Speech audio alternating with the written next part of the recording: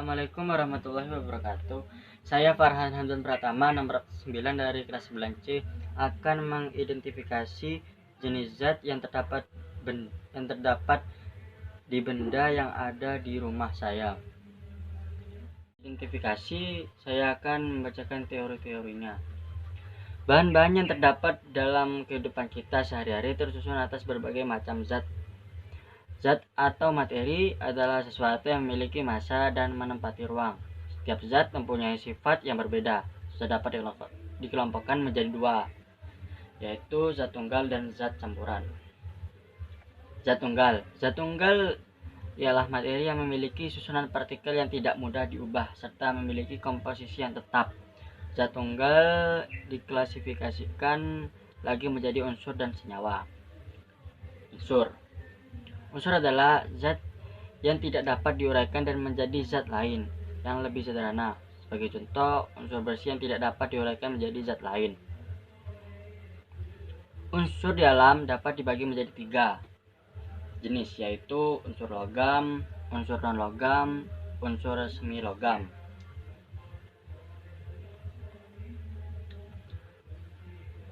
Senyawa adalah zat tunggal yang tersusun dan dari beberapa unsur dengan perbandingan massa yang tetap, terbentuk melalui reaksi kimia.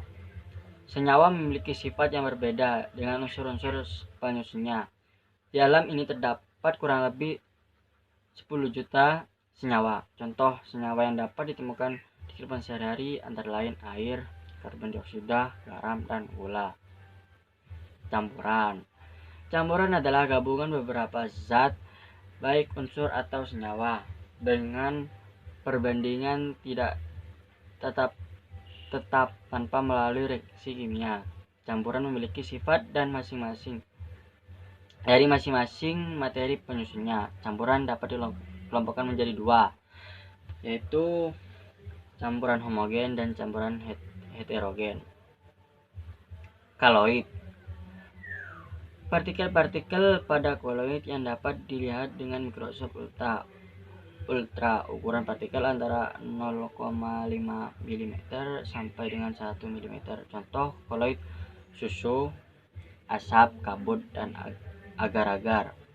B. Suspensi. Partikel-partikel pada suspensi hanya dapat dilihat dengan mikroskop biasa.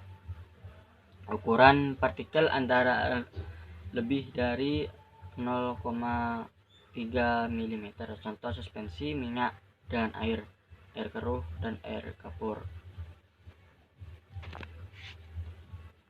Bahan dan alat yang diperlukan yaitu alat tulis seperti jangka, ballpoint, kertas A4, krayon, dan bahannya yaitu yang sebentar lagi kita identifikasikan.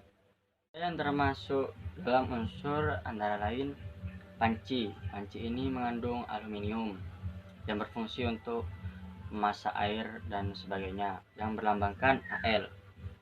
Kawat tembaga ini bisa ditemukan di kabel-kabel yang berfungsi untuk mengantarkan listrik, yang berlambang Cu. Chipset dalam HP ini berbahan semikonduktor yang berlambang Ge.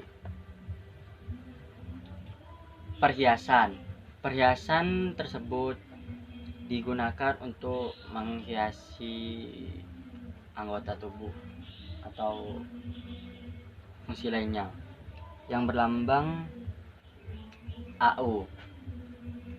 Paku besi ini bisa digunakan untuk kayu, menempelkan kayu dengan kayu gitu, yang berlambangkan Fe. Contoh senyawa yang ada di rumah saya yaitu air bermanfaat untuk kehidupan makhluk hidup. Lambangnya H2O. Yang kedua ada garam berfungsi untuk memberikan cita rasa asin yang berlambang NaCl. Yang ketiga ada gula. Gula berfungsi untuk memberikan cita rasa manis yang berlambangkan C12O11H22.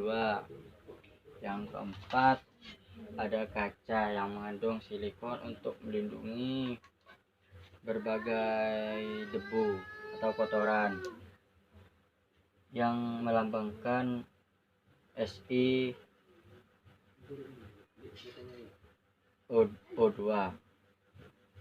Yang kelima timun. Timun mengandung banyak sekali air yang melambangkan H2O. Benda-benda yang memiliki campuran antara lain kopi. Kopi memiliki gabungan zat kafeina dan air dengan lambang C8H10N4O2 dan air H2O. Mentega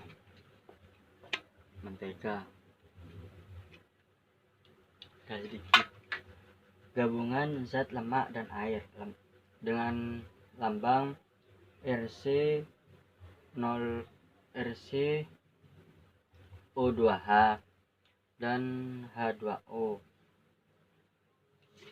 Kertas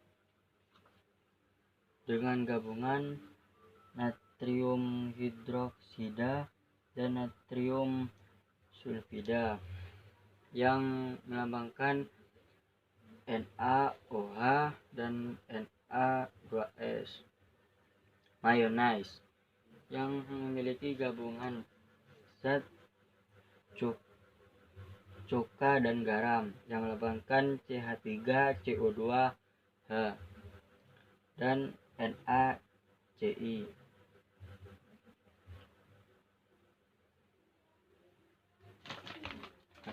Yang terakhir tepung terigu.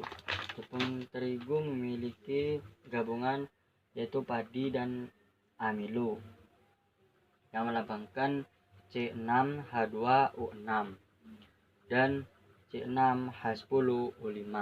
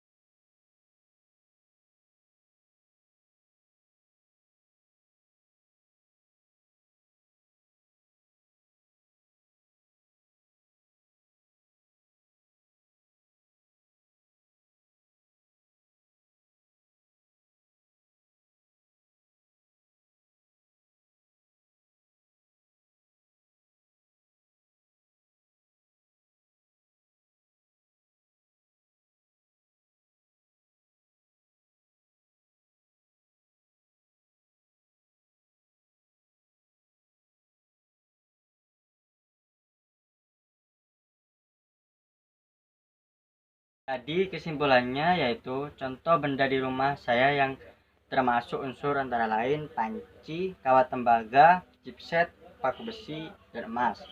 Contoh benda di rumah saya yang termasuk senyawa, gula, garam, air, kaca, dan timun.